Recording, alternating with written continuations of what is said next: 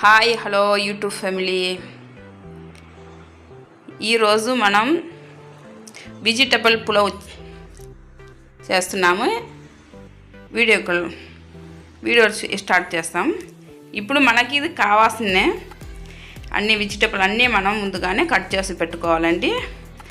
బాగా ఇదంతా మనం శుద్ధంగా కానీ ఇది క్యారెట్ ముందుగానే మనం ఇది పైన అన్ని తొక్క అంతా తీసేసి మొత్తము బాగా శుద్ధంగా చిన్న చిన్న ముక్కలుగా మనం కట్ చేసుకోవాలి. దీనికి కావాల్సింది క్యారెట్, ఉల్లగడ్డ. క్యారెట్ ముందుగా మనం ఇవన్నీ బాగా శుద్ధం చేసుకుంటాం. బీన్స్, పుదీనా ఇవన్నీ మనం చిన్న చిన్న ముక్కలుగా చేసుకోవాలి. ఇప్పుడు ఇది కూడా మనం తొక్క తీసేయాలండి. ముందుగానే ఇదంతా బాగా తీసేసి బాగా శుభ్రంగా కడుక్కోవాలి.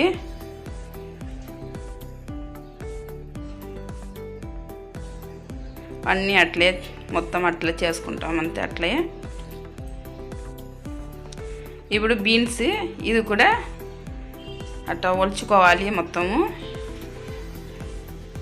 బీన్స్, పుదీనా అన్నీ, కొత్తిమీర అన్నీ మనకు కావాల్సినవన్నీ మనం ఇట్లా ముందుగా తయారు చేసుకోవాలి. అంతా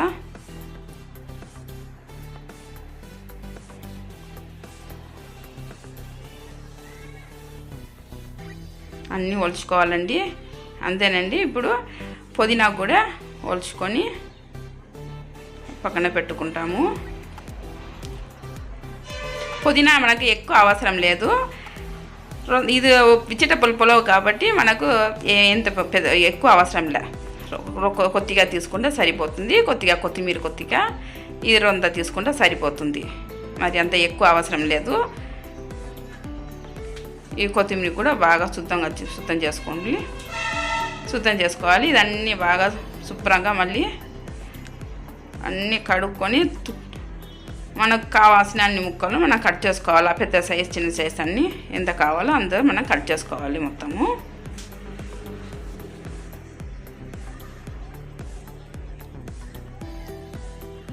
అంతేనండి.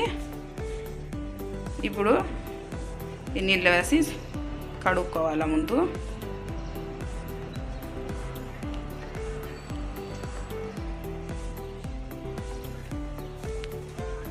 అంతేనండి.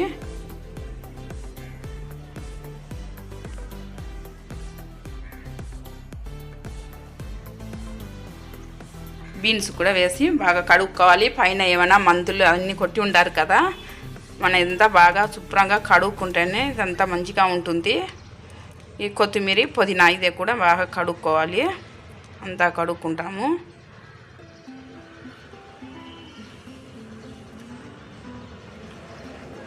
బాగా 2 నీళ్ళతో కడుక్కోవాలి బాగా మొత్తం. ఇప్పుడు మనం ఒక్కొక్కటిగా అట్లా కట్ చేసుకొని పక్కన ముక్కలు చేసుకొని పెట్టుకోవాల్సిందే. పెద్ద సైజు కావాలన్నా పెద్ద సైజు, మనకి ఎంత చిన్న సైజు కావాలన్నా చిన్న సైజులు చేసుకోవచ్చు. పెద్ద సైజు మనకు ఇష్టం. ఎంత పెద్దది కావాలన్నా పెద్ద సైజులో మనం చేసుకోవచ్చు. చిన్న చిన్న ముక్కలు కావాలని చిన్న ముక్కలు. నేను మీడియం సైజులో చేసి ఉన్నా. అది మీ ఇష్టం, ఎట్టైనా చేసుకోవచ్చు అది. ఇప్పుడు క్యారెట్ కూడా అట్లే సేమ్ ప్రాసెస్, సేమ్ అట్లే కట్ చేసుకొని పక్కన పెట్టుకుంటాము.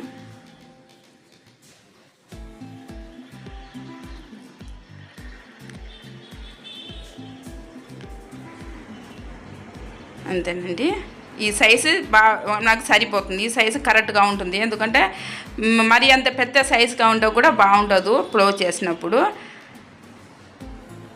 ఈ సైజు చిన్నగా ఉంటే కూడా అది కూడా బాగుండదు. ఈ మీడియం సైజులోనే అన్నీ తరివి పక్కన పెట్టుకోవాలి ముందుగా. బీన్స్ కూడా సేమ్ అదే సైజులో మనం ఇది కూడా తరుక్కోవాలి. బాగా మొత్తం కట్ చేసుకోవాలి.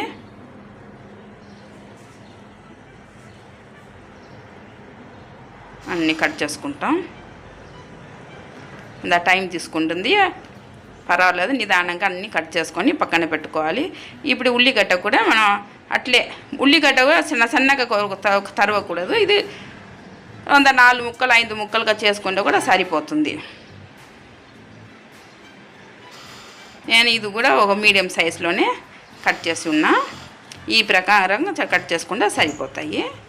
ఇప్పుడు ఇది పుదీనా కొత్తిమీర 2 ఉంది.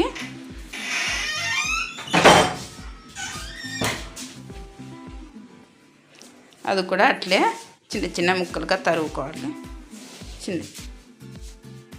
అంతేనండి. ఇప్పుడు మనం పొయ్యి వెలిగించి ఒక దబరాన్ని పెట్టుకుంటాము. దీనికి ఎంత కావాలో నూనె వేసుకోవాలి.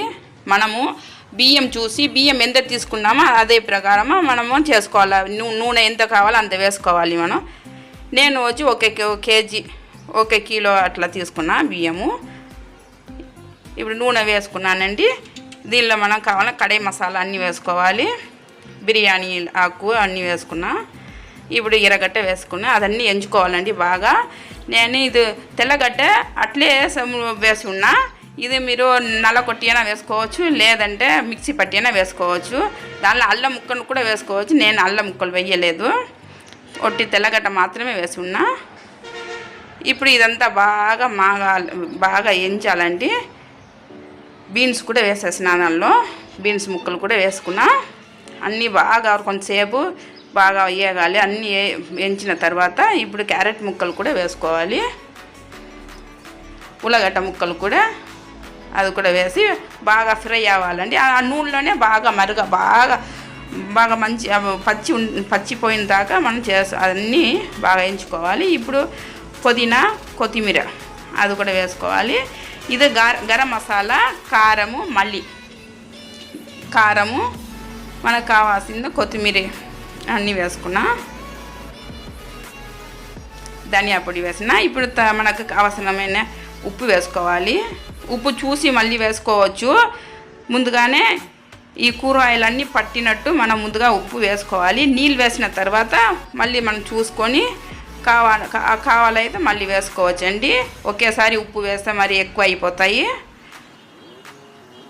మనకి నీళ్ళు ఇప్పుడు పోసుకుని నీళ్ళు కొంతసేపు వేడి అవ్వాలి. కొంతసేపు బియ్యము అరగంట ముందు నేను కడిగి నానబెట్టి ఉన్నా. ఎప్పుడైనా బియ్యం నానితేనే మంచిగా ఉంటుంది.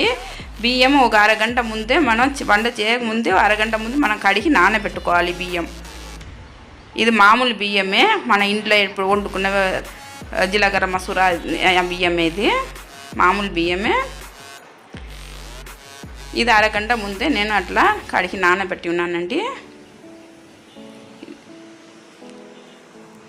ఇది బియ్యం కూడా వేసి దానిలో కలుపుకోవాలి బాగా. ఇప్పుడు ఇది కలిపినప్పుడు బియ్యం వేసిన తర్వాత ఉప్పు చూసుకోవాలి. ఉప్పు సరిపోకుండా ఉంటే మనం మళ్ళీ వేసుకోవచ్చు. కొంత ఉప్పు వేసుకోవచ్చు. మరి ఎక్కువ అయితే బాగుండదు కదా, ఉప్పు తక్కువ కూడా ఉండకూడదు. అంతేనండి. చూడండి బాగా అయింది.